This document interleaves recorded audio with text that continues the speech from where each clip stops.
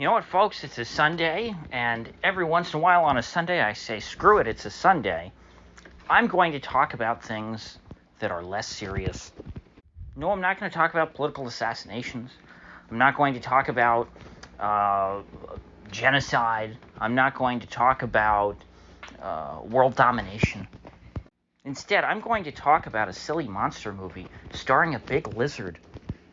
Because yes, our boy Godzilla mopped the floor, so we're hearing, with both Disney and Ridley Scott and his stupid fetish film. I think it's safe to say after this weekend that Hollywood is dead. Is Godzilla Minus One some massive box office success?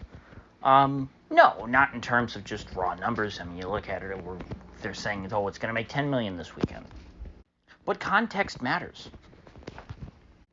Because this Godzilla movie, which didn't even get an English dub, which, thank God. I mean, did you guys ever watch the old English dubbed Godzilla movies? They were, with the rubber suit and the people going like, "Oh my God, it's Godzilla," and the words don't match, and it's clearly not a Japanese person's voice or anything like that. It's some guy in a warehouse in L.A. recording lines.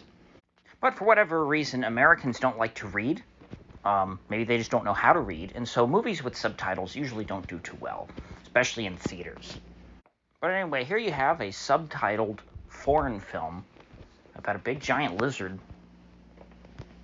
and it's beating Ridley Scott's latest big-budget historical epic, or at least that's how he's advertising it, rather than what it is, a cuck fetish film, which cost, we're told, around $200 million.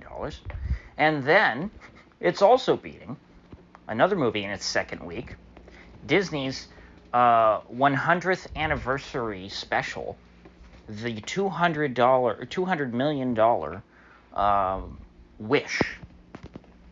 And so both of those came out Thanksgiving weekend. And now in their second week, they've plummeted down to the bottom of, oh gosh, I forgot the name. I should have looked up what the name of the trench was in the Godzilla movie. I was going to say they plummeted down to the bottom of that trench. Too bad I didn't think of that ahead of time. That would have been a clever line, although you would have had to have seen the movie to get it. Anyway, they're done. Those movies are not going to make any more money if they're losing to Godzilla, which, by the way, not only is it subtitled only, the thing only cost $15 million. That's probably why they didn't want to give it a dub. They're like, are we going to spend, $10 grand on paying actors or something to come and redub all these lines? And then considering that the core audience of this kind of movie isn't going to want to watch a dub anyway. So they said, no, screw it. Just turn on the closed captioning. Put it out in some theaters. See if anybody goes to buy it. And so as if this week wasn't humiliating enough for old Bob Iger to begin with the whole hostile takeover / coup d'etat that is being plotted against him out in the open, publicly. And with Elon Musk telling him to go fuck himself.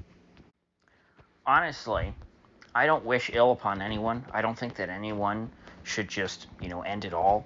I think that suicide is not the way out. It will never bring you peace. I deeply believe that, but I wouldn't be surprised if, as we speak, Bob Iger is fastening his own noose. But then again, if you've got Bob Iger's kind of money, you can afford a dominatrix to fasten the noose for you. And so, now I should add, Godzilla is not, it's not like it's the number one movie at the box office. Interestingly enough, that Hunger Games movie, which absolutely no one was excited to see, has held on better than Wish or Napoleon, which is, I find, pretty funny.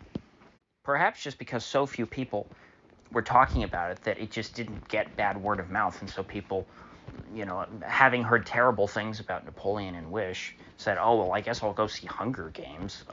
That's a name I recognize. I honestly don't know if it's good or not. I don't go to see a lot of movies. I just like watching Hollywood burn. And then anyway, number one was some Beyonce concert film. It's like, okay, yeah, lots of Beyonce fans. We get that. And concert film, not really like a movie. It's like saying, a documentary one, was number one. It's like, well, it's apples and oranges. So anyway, if you look at what's the plot of Napoleon? Well, you have a historically inaccurate fetish film about some old man with mommy issues, which sort of glazes over the history of the Napoleonic Wars very briefly. Like, I think in the film, like, the Battle of Austerlitz lasts something like 5 minutes, which, if you've ever even heard of the Battle of Austerlitz, you should understand what a crime that is. And then I've heard there's a bunch of text crawls in the movie. I wanted to go see it, but I had so many people come to me and say, absolutely don't do it. You'll never get those 3 hours of your life back. But hey, this is the real world. People are affected by word of mouth. The word of mouth was so universally terrible after the first week of this movie. The false advertising, the people who were told, hey, you're going to get, a movie about the history of, Napoleon Bonaparte, which would be a really, really interesting, great story. And instead, you get this sad, pathetic old man who shouldn't be a leader of anyone, just comes across as totally nuts, has no brains, and is both a simp and an adulterer at the same time. Then you've got Wish, which, from what I understand, starts out with a evil white man who actually does the right thing. He's apparently a sorcerer who can grant any wish, but he doesn't grant every person's wish because that would kind of destroy the fabric of reality, and so he lets people write him letters, and he decides whether he's going to grant their wish or not. So, in order to rectify that injustice, a girl boss of color decides to steal his magic that he worked so hard to perfect and has guarded to keep it from falling into the wrong hands. And she decides to grant all wishes. It's like, wow, what a great message to send to the kiddos. And apparently this movie was slapped together in like 90 days. And all the animators were working like 80 hours a week. And then the final product still sucks because they had no time to make it. Because Disney cares so much about their 100th anniversary. Yet somehow it still cost $200 million. I guess that's just the default number that they spend on Hollywood movies. And it's like, whether you actually need that much or not, the money's gone. And so after premiering Thanksgiving weekend, America decided that they were not going to go tell their friends and neighbors to go see these two movies. They told them the opposite. They said, oh my gosh, I saw Wish, or I saw Napoleon. Avoid at all costs. And so instead, they had the opportunity to go watch this lizard movie, which actually is not about a lizard. It's about World War II veterans coming home to a destroyed Japan after fighting for, because if you're in the Japanese military, the war would have started in the 30s for you, like the early 30s, I think, because it started with the, Second Sino-Japanese War is kind of what people mark as the, the real start of World War II. And so Japan, I think, had been at war for like 10 or 12 years by the time that VJ Day rolls around in 1945. And so these guys are coming home, and their homes are destroyed. Their families are dead. And these are the ones who did make it back alive. And some of those who made it back alive, the other civilians, blame them for losing the war. Since, after all, Japan had that military tradition of never surrendering and just taking your own life if you were to lose. You have to die in battle. Once you go into battle, either you come back a winner or you don't come back at all. And so it's very dark for much of the film. Very dark really up until the end. When people finally start, they're starting to rebuild their lives, and they're pulling together as a society. And then this giant threat just sort of raises its ugly head out of the water. And so now Japan, in its most vulnerable state in anyone's lifetime, in anyone's memory, completely demilitarized, abandoned by the Americans, who are worried about upsetting the Soviets if they launch too much, military strikes in defense of Japan against the big lizard man. A bunch of ordinary people, World War II veterans, have to come together and come up with a plan to protect their city. And it's very classically structured. You've got a typical hero's journey, but a not so typical anymore, because there's not an ounce of subversion in this movie. There's no irony. I mean, there's basically one sort of joke, in a serious scene, in the entire movie. Everything else completely serious, completely straight. Pretty much everything is, everything that happens is set up earlier in the film. Just basic, good writing and good storytelling. There's no bait and switch. There's no girl bosses who don't need no man. Very, very traditional gender roles in this movie. The men go away and do the fighting, and the women stay home and take care of the kids or the house, while the war is going on, which, by the way, is not portrayed as something easy, like feminists would like to say, like that's, not honest work. The women have it really tough, just like everyone else in this movie, because this time period was hell. They lived in rubble and kind of just put up a couple pieces of cardboard to keep the rain off. And everyone's angry at themselves, angry at each other, angry at the main character. But they all pull together, they earn each other's respect, they help each other out. Every character does something to contribute to their victory, and it has a happy ending. The good guys win. It's the kind of thing that, Hollywood's not a big fan of. And even when in stories where Hollywood will tell you the good guys win, the people who they think are the good guys are not often the people who the audience would think are the good guys.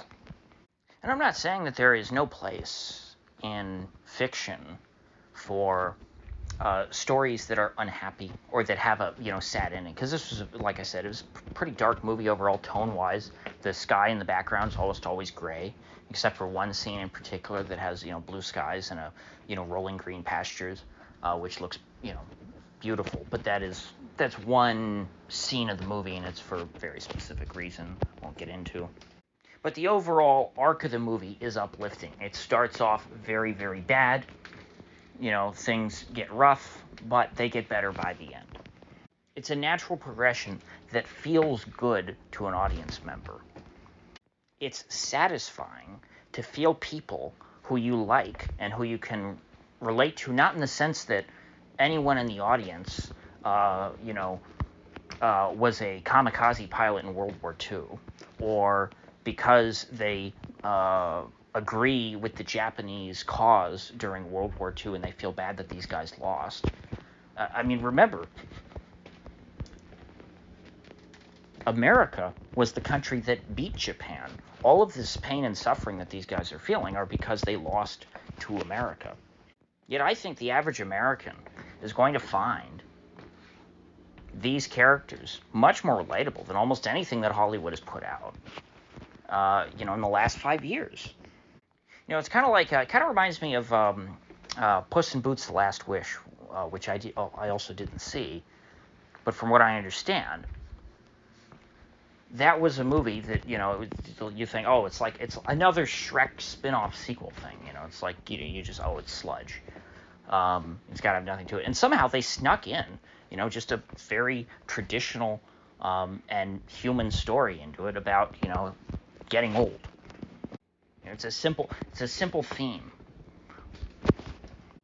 but it's something that's satisfying to watch a character overcome. And that's why I think that this is going to have, well, it already has excellent word of mouth. I haven't heard anyone say a bad thing about this movie. I tried to pick it apart when I saw it, and there wasn't a whole lot. There's a couple little nitpicks, But that's about it. They'd be nitpicks. They'd be like, well, I would have done this differently. Not, hey, this breaks the movie. Hey, here's a bunch of plot holes. It's like, no, it's very lean. There's really nothing in it that wastes time. Every scene matters. If you say, oh, well, where could you cut? I would say just from an artistic standpoint, I would have, cut the ending shorter. But that's that would fundamentally change what the ending was. It would make it a different ending. I just would have ended the movie sooner before other events happened. But given that they wanted to tell the story, and they wanted the story to go in whatever direction, they didn't waste any time. That ending scene needed to happen to end the story in the way that they wanted it to. So that's what I mean. I'm saying I don't know any way that they could have told the story that they wanted to tell better.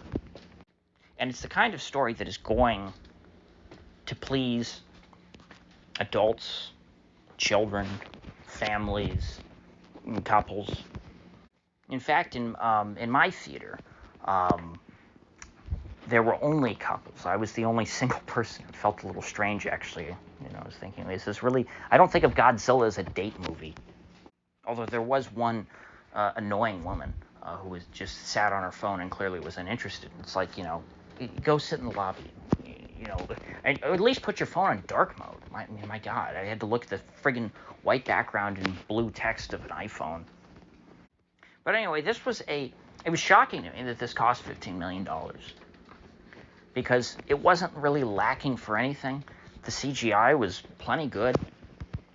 And I don't like CGI in movies, so I'm glad that this didn't overdo it. This had CGI, of course, for the monster, because you kind of have to do that if you don't want to do a rubber suit. And I like, I like puppets. I like the rubber suit thing, but it would have been a completely different movie. I mean, I hate to say it, but the CGI is what makes this what it does. It allows the face to look menacing. And, the best way to describe this is not as a Godzilla movie, but as like a disaster movie. Because you could take Godzilla out, replace him with a different kind of disaster, and you could have the same characters with the same arcs, the same personalities, the same backgrounds. It's about a bunch of people coming together to fend off this force of nature that is going to come in and destroy their city or their country right after, the worst defeat in their nation's history. When they're at their weakest point, when they're at their lowest, and the least capable of defending themselves. And so it's sort of a story of redemption for all of these men who feel like failures, who feel like they wasted years of their lives fighting in World War II for nothing. Because now they have something. They can go home and they can tell their friends, their neighbors, their family that, yes, I did fight for my country. I did fight to protect everyone, and I won. And even if they lost, they were fighting for a cause that meant something. This wasn't over politics. This was over a force of nature that was going to destroy everything. And that's why the story is going to resonate with people. At least in this country. Maybe that sort of story wouldn't resonate as well in other countries, but certainly here I think that's what people are hungry for. It didn't seem to resonate that well with the Japanese people themselves, because this movie only made like $23 million, and I think the last Godzilla movie made $75 million. On a much lower budget, I think the last Godzilla movie I read had like a $7 million budget. So hopefully next week, this, because of the positive word of mouth, makes even more money. It would be nice, since it's starting from such a low level. Imagine if it could, double its box office. It's just the message that this would send to Hollywood. Not that I think that this would ever get to number one, box office-wise. But I want to see a story like this do well. This is the kind of movie that Hollywood doesn't like. It's the kind that they used to make. It's the kind that used to be an easy slam dunk home run. It was a no-brainer kind of movie. So much so that it would have seemed pedestrian, but now it's a novelty. Even though we're in December now, Godzilla Minus One, 30 years ago, if it were an American movie, but with the same sort of characters, same sort of story arc, would have just been another summer blockbuster that would have made, a good, I don't know, maybe on a $50 million budget makes like, 200 total at the box office. A pretty good success. A medium budget movie. Maybe 30 years ago isn't long enough. Maybe 40 years ago, this is the kind of story that Hollywood would have told. But not today. They're too jaded. They're too depraved. They're too morally corrupt.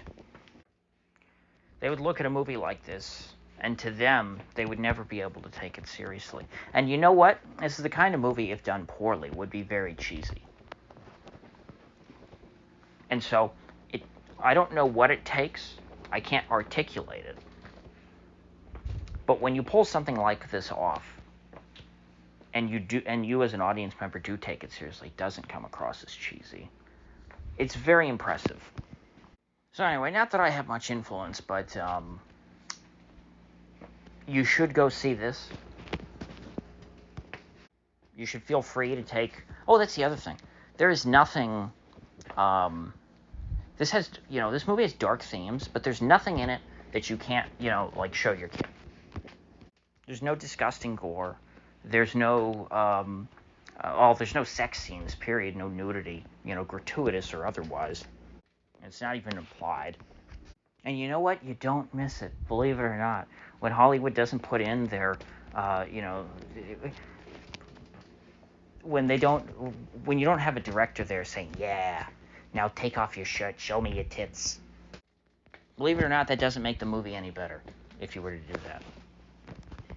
Hollywood just does that because they want to degrade all these actresses and make them do disgusting, perform lewd sex acts on camera, without being called porn directors. But you actually don't need that in your movie to make a good movie. You can have a very dark tone by just being skilled in how you film things and how people act. But anyway, I don't want to ramble on anymore about this. So with that said, I will see you folks back here tomorrow.